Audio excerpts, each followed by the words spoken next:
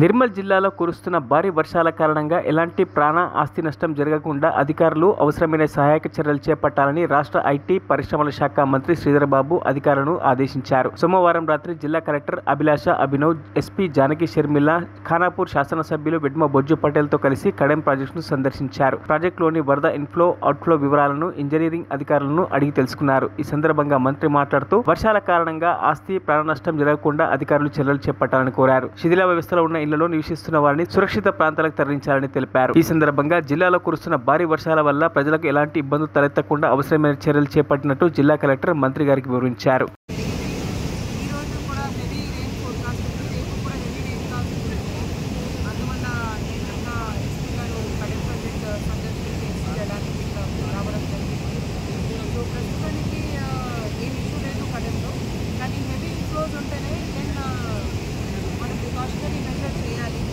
అందువల్ల concern mandals కూడా చెప్పడం జరిగింది. మేజర్గా ఇది కడెం ప్రాజెక్ట్ అంటే కడెం పెట్టి దస్తూరాబాద్ ఇది 3 మండల్స్లో ఎఫెక్ట్ ఉండడానికి ఛాన్సెస్ ఉంటాయి.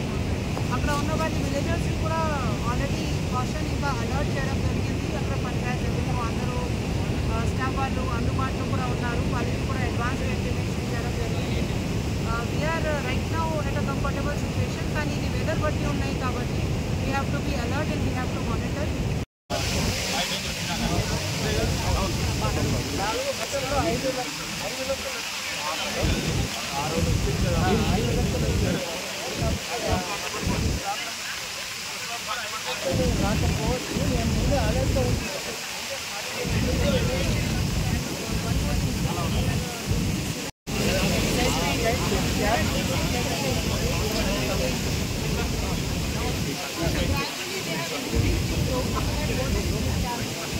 మరిన్ని అప్డేట్స్ కోసం మా ఛానల్ని సబ్స్క్రైబ్ చేయండి.